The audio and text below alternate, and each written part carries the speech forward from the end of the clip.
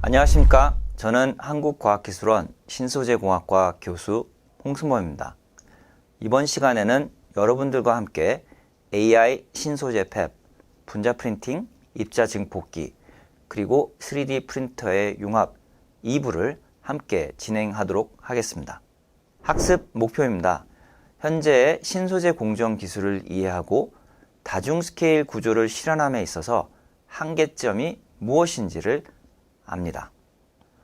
자, 현재 소재 공정 기술 중에 가장 많이 쓰이고 가장 중요한 기술 중에 하나인 열 처리에 대해서 한번 생각해 보도록 하겠습니다. 일단 이 열 처리를 하는 기계는 우리는 로라고 하고 영어로는 furnace라고 합니다. 혹은 furnace가 아니면 hot plate와 같은 기계를 우리가 생각할 수 있는데 우리말로는 로 혹은 hot plate 정도가 되겠습니다. 지금 세 가지 예를 한번 여기다가 보여드리고 있는데 맨 왼쪽에는 박스 퍼니스, 그래서 박스형 퍼니스로 우리 요리로 말하면 뭐 전기 오븐 정도로 생각하시면 되겠습니다.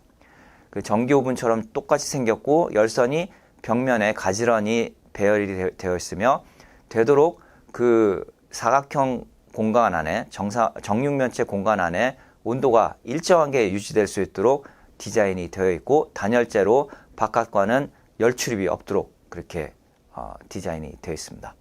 간혹가다 진공을 뽑을 수 있도록 진공 박스 퍼니스도 제공이 되고 있고요. 자, 가운데 거는 튜브 퍼니스로 해서 관으로 생긴 우리 튜브가 있고 그거를 쌓는 열 처리 그 기계가 있는데 열선이 그 안에 촘촘히 있어서 그 튜브 안에 온도가 또 일정하게 유지될 수 있도록 만들어줍니다. 주로 이런 경우에는 보트를 이용해서 시편을 탑재를 해서 가운데다가 밀어놓고 양쪽을 막아놓고 분위기를 만들기 위해서 여러 가지 가스를 흘려주는 경우가 많습니다. 또 필요에 따라서는 온도 구별을 만들기 위해서 퍼니스 바깥쪽에 냉각수 라인을 달아서 냉각시키는 경우도 있습니다.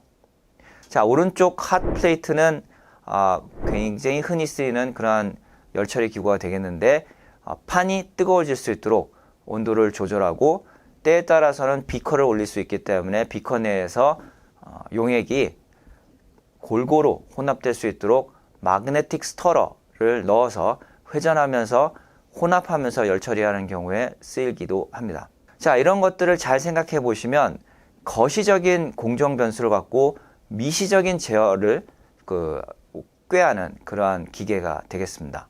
좀 쉽게 말하면 온도를 모든 장소에서 똑같이 하면서 그 안의 구조는 좀 다르게 만들 수 있을까? 이러한 질문에 대해서 답해주는 그러한 기계가 되겠습니다. 근데 한번 생각해 보십시오. 같은 자극을 거대하게 주고 있는데 작은 곳에서 변화가 일어날 수 있을까? 그 변화가 일어날 수 있는 유일한 원인은 온도에 의해서 뭔가 움직임이 있고 그 움직임에 의해서 두 가지 이상의 어떠한 그룹이나 상이 경쟁을 할 때 그러한 것이 가능하다 그렇게 볼 수가 있습니다. 자, 지금 제가 말씀드린 게 조금 추상적이고 어려울 수 있습니다. 고기 좋아하시죠? 고기를 굽는 기계를 한번 생각해 보시면 저렇게 그릴도 있고 마이크로파워 레인지도 있고 전기 오븐도 있고 프라이팬도 있고 여러 가지가 있습니다. 그런데 같은 고기라도 내가 어떠한 열처리 기구를 쓰느냐에 따라서 그 안에 익혀지는 그런 구조가 달라집니다. 아시는 것처럼 마이크로파 오븐을 쓰면 마이크로파가 고기 전체랑 작용을 하면서 그 안에 있는 물 분자죠. 열을 가하기 때문에 균일하게 익혀지는 것을 볼 수가 있고 이러한 구조를 좋아하시는 분은 고기를 마이크로파 오븐에다가 구워야 되고요. 그거보다는 겉은 익혔지만 안은 좀 덜 익혔으면 좋겠다. 그걸 좋아하시는 분은 사실 마이크로파 오븐보다는 그릴을 이용해서 밑에 뜨거워지고 위는 차갑고 해서 아래쪽이 익혀지면 뒤집어서 또 대칭적으로 만들어 가지고 구조를 만드는 게 맞습니다. 보시는 바와 같이 자극은 거시적으로 주지만 실제로 우리가 어떻게 처리하냐에 따라서 구조는 되게 미시적으로 제어할 수 있다는 것을 아실 수가 있을 겁니다. 자, 여기서 그러면 또 하나 아마 드는 생각은, 그렇다면 만약 온도를 조금 더 미시적으로 제어할 수 있다면 더 다양한 구조를 만들 수 있지 않을까? 예를 들어 스테이크 같은 경우도 그냥 저렇게 두 가지 종류만이 아니라 뭐 체커 무늬에 뭐 익힌 정도, 혹은 다양한 패턴의 어떤 고기 굽기가 가능하지 않을까? 이런 상상을 해보실 수 있을 겁니다. 네, 맞습니다. 그것이 어떻게 보면 현재의 공정기술을 좀 혁신할 수 있는 미래 공정기술의 단초가 될 것입니다. 스테이크와 아까 열처리 로에 대해서 좀 얘기를 해봤는데, 이러한 기계의 기초 그 개념은 바로 열 에너지와 온도가 되겠습니다. 자, 우리가 열 에너지를 어떤 소재에다 주면 그 소재의 온도는 올라갈 수가 있습니다. 우리가 열 에너지를 뺏으면 그 소재의 온도는 내려갑니다. 이러한 온도가 올라가고 내려가는 것을 각각 가열 구간 또 냉각 구간이라고 하고, 온도를 유지하는 걸 유지 구간이라고 합니다. 요 세 가지를 내가 어떻게 디자인하고 어떻게 유지 또는 냉각하냐에 따라서 굉장히 다양한 그런 소재 구조를 만들 수 있고, 그로 인해서 물성이 달라질 수 있습니다. 스테이크도 마찬가지겠죠. 얼마나 빨리 굽고 얼마나 유지하고 얼마나 빨리 식히냐에 따라서 스테이크의 그 구조가 달라지고 맛이 달라지는 것과 같은 이치가 되겠습니다. 자, 그러면 그러한 변수 조절을 했을 때 과연 원자 단위, 분자 단위에서는 어떤 일이 일어날까요? 맞습니다. 그 안에 소재의 빌딩 블록인 각각의 원자, 분자는 확산을 하거나 아니면 서로 만나서 반응을 해서 새로운 어떤 빌딩 블록을 만드는 그런 과정을 거치고요. 그걸 좀 더 큰 입계 혹은 입자 사이즈에서 보면 입자들이 생성되는 핵생성, 뉴클레이션이 있고, 입자가 커지는, 마치 나라의 땅덩어리가 커지듯이 성장하는 그런 성장 과정이 있습니다. 따라서 우리가 확산, 그리고 반응, 핵생성, 성장을 잘 이해하면 우리가 준 그런 공정 변수로 어떤 구조를 만들 수 있을지 예측이 가능해질 겁니다. 자, 여기서 조금 어려운 얘기를 뒤로 하고 좀 쉽게 아주 직접적으로 얘기하면, 내가 준 온도가, 내가 지금 준 열 에너지로 생긴 그 온도가 그 소재가 이루고자 하는 상 혹은 그룹과 1:1 대응이 가능하기 때문에 우리가 작은 스케일로 온도를 대응시키는 가열 및 냉각 장치를 개발한다면 훨씬 더 다양한 구조의 소재를 제작할 수 있다는 것을 충분히 유추하실 수 있을 겁니다. 자, 상은 어떤 게 있을까요? 물 같은 경우에는 고체면 얼음, 액체면 물, 그리고 기체면 스팀이 되겠죠. 그렇게 상 3개가 있습니다. 그건 온도와 압력의 함수인데, 아까 말씀드린 것처럼 각각 부분에 내가 온도를 잘 조절할 수 있으면 물, 스팀, 얼음이 공존할 수 있는 소재도 만들 수 있다는 상상을 해볼 수 있을 겁니다. 자, 그러면 아까 로를 말씀드렸는데, 지금 현재 기술에서 좀 신기술에 가까운 그런 얘기를 좀 하겠습니다. 보통은 전기 도선을 이용해서 전류를 흘리면 거기서 열이 발생해서 나오는 그런 로가 많습니다.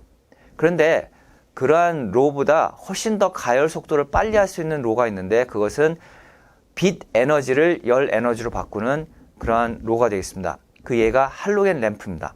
할로겐 램프를 쓰면 가열 속도를 전기로보다 훨씬 더 빠르게 할 수 있기 때문에 중간에 원하지 않는 상을 패스를 하고 내가 원하는 상을 만들 수가 있습니다. 좀 전문적인 용어를 좀 쓰면 앞전체로 쓰는 PCT 같은 경우에는 파이로클로라는 상이 나쁜 상인데, 그 상을 만들지 않고 내가 원하는 페롭스카이트 상을 만들기 위해서 저와 같이 할로겐 램프로 RTP, 즉 Rapid Thermal Processing 혹은 RTA, Rapid Thermal Annealing 처리를 통해서 원하는 구조를 만들기도 합니다. 또 하나의 또 신기술에 가까운 그런 예를 들겠습니다. 우리가 소재에 지금 대기에서 나오는 그런 대류나 혹은 빛 에너지 혹은 적외선 에너지를 통해서 열을 현재 가하고 있는데, 그렇게 하지 말고 소재 자체가 열선이 될 수 있게 전압을 가해서 전기를 흐르면서 그 안에서 열 처리하면 어떤 일이 발생할까요?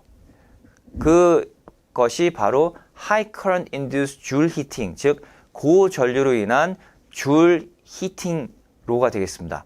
그래서 하나의 예로 저게 뼈가루를 이렇게 모아서 압축시킨 다음에 열 처리하면 왼쪽 보시는 바와 같이 굉장히 산란이 많이 돼서 불투명한데, 오른쪽 같은 경우에는 그 같은 신기술로 우리가 열 처리를 하면 같은 뼈가루인데 투명해지는 것을 볼 수가 있습니다. 왜 그럴까요?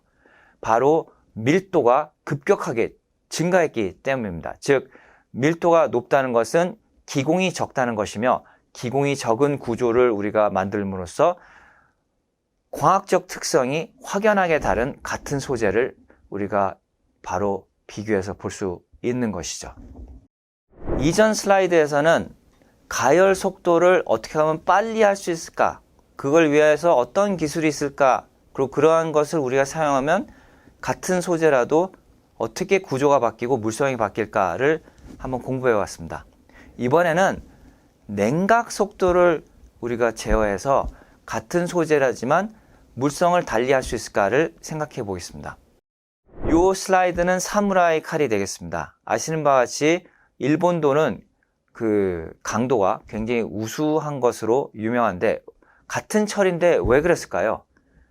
철을 용융점 가까이에서 열 처리한 상태에서 갑자기 우리가 물이나 혹은 오일베스에 급냉을 하면, 급히 냉각을 시키면 이 철 분자들은 예전과 같이 옹기종기 모여서 어떤 특정한 구조를 만들지 않고 갑작스럽게 변형이 일어나면서 말텐사이트 상을 만들게 됩니다. 이 말텐사이트 상은 급냉 외에는 우리가 얻을 수 있는 방법이 현재는 없습니다.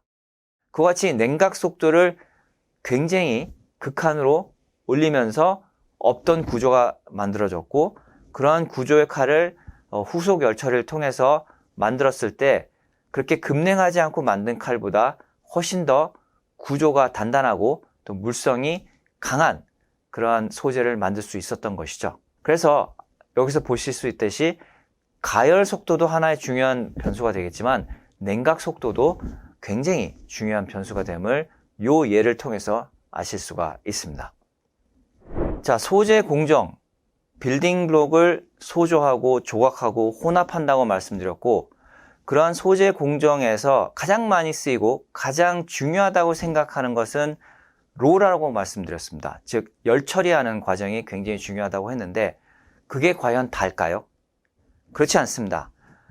열 에너지만 갖고 우리가 소재 구조를 만들면 굉장히 만들 수 있는 구조의 범위가 한정적입니다. 그래서 사람들은 새로운 방법을 끊임없이 개발했고, 그 중에서 대표적인 것 몇 가지만 소개를 하도록 하겠습니다.